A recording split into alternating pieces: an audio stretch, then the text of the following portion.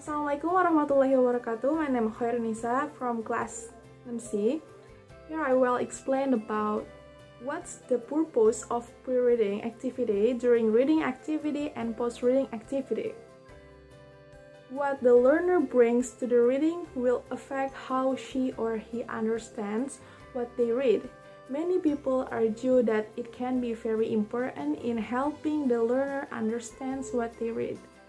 In other words, pre-reading activities can help learners prepare for the reading activity. There are several benefits to doing pre-reading activities. Pre-reading activities can help the learner to be more prepared for what they are about to read. It can help them anticipate the topic of the reading.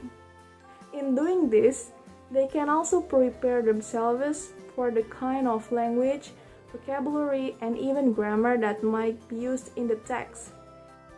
In addition, if done in the right way, it can encourage the learners to want to read and maybe even increase their motivation to read. I will explain some activities of pre-reading activity during reading activity and post-reading activity. There are 10 pre-reading activities to use in class. The first one is speed chatting. Prepare one or two simple questions related to the topic of the reading. Ask the class to make two rows facing each other. Then, encourage your learners to ask each other the questions, but warn them that they only have 60 seconds to do so. Once the 60 seconds are up, one of the rows rotates so each learner has a new partner. Repeat the process several times. The second one is discussion. Encourage the learners to have a discussion about the topic of the reading. Prepare 4 or 5 sentences with various opinions relating to the reading. Read them out to the class and then place them around the room. Encourage the learners to go and stand near the opinion that they agree with the most. Then encourage that group to prepare reasons for agreeing with that particular sentence. Once they have done this, the learners can then interact with people from other groups to share their opinions and reasons. And then the third one is brainstorming. Give the class 5 minutes to brainstorm ideas relating to the topic of the reading.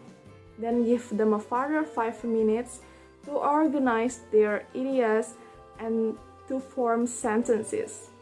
Once they have completed this, encourage them to get up and move around the room and share their ideas with others. And then learners' pictures, the title, storytelling, short conversation, Pictionary, purposes, video, and etc. It includes two pre-reading activities also. And then I will explain the procedure of popcorn reading. In some cases, popcorn reading, a method of instruction, can improve student reading levels. During popcorn reading lessons, the teacher chooses one student to begin a reading assignment. When the student reaches a stopping point, the student or the teacher randomly selects another student in class to continue reading. Teachers report that the anticipation of being called upon to read keeps students on their toes and makes them pay attention to the reading.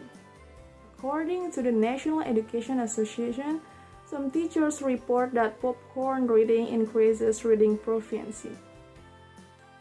North Carolina middle school teachers Sally Hanley and Sandra M. Stroka allow students to read as long as they choose before calling on the next student to read. The teachers end the reading activity with a popcorn to read when students remain focused on the exercise. The spontaneous nature of popcorn reading means that reading comprehension cannot be emphasized. Additionally, slow readers may find reading aloud in front of the class embarrassing. Maybe that is for me. Thank you. Wassalamualaikum warahmatullahi wabarakatuh.